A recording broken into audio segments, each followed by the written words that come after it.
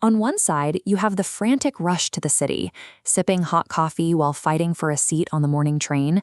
On the other, there's the quiet rhythm of a Cape Cod weekend, where the loudest sound is the ocean. If you're selling a home in Southeastern Massachusetts, your property sits exactly between those two extremes. You have a real estate market pulled in two different directions. To the north, buyers demand absolute efficiency. To the south and east, they want an airy, relaxing escape. Setting up your home to be perfectly middle of the road creates a major liability. You end up appealing to neither group. A cramped entryway or a chaotic, undefined spare room creates friction. It stresses out the exhausted commuter, and it ruins the relaxing fantasy of the Cape Cod dreamer at the exact same time. To command top dollar in this specific geographic zone, you have to rely on targeted lifestyle pitching. Selling a house in this region requires a design strategy that resolves the conflicting psychological needs of both buyer profiles at once. Effective local staging involves finding the specific visual overlaps between these conflicting buyer profiles. Take the Boston commuter. Their external routine is harsh. Long days, late returns, waiting on freezing platforms. They crave a home that acts as an organized, highly efficient refuge.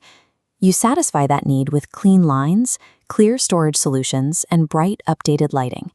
These specific visual cues trigger a sense of competence and control. Meanwhile, the Cape Cod dreamer has an entirely different aesthetic baseline.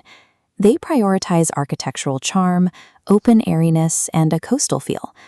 The solution is to layer soft textures and warm neutrals over that highly organized, commuter-friendly layout. The commuter gets their efficiency, and the Cape buyer gets their calm. For South Coast shoppers who split the difference, you build in flexible spaces, rooms that easily shift from a home office to a guest room. When applied correctly, staging acts as a psychological tool.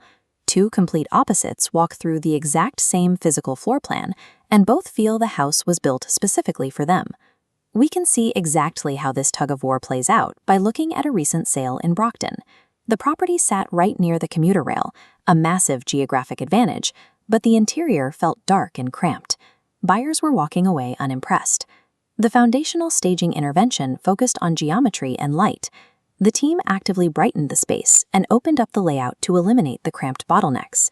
The team then addressed professional needs by carving out a dedicated work-from-home nook. When Boston buyers toured the newly staged space, their reaction shifted instantly. They stopped looking at baseboards and started visualizing a lifestyle. They pictured quick breakfasts in the open kitchen, and easy evenings transitioning from the WFA nook to the living room. That mental projection turned a standard showing into an accelerated sale. The most revealing detail about that Brockton sale is that the staging interventions added exactly 0 square footage to the property. This chart illustrates behavioral economics. The baseline represents literal square footage, a static metric. With targeted staging, perceived value diverges. As details like a WFA nook are added, the value line arcs upward, allowing the final price to reflect true potential over just square footage. The financial consequence is direct. When buyers feel a space perfectly supports their lifestyle, they stop haggling over minor flaws and start submitting aggressive offers.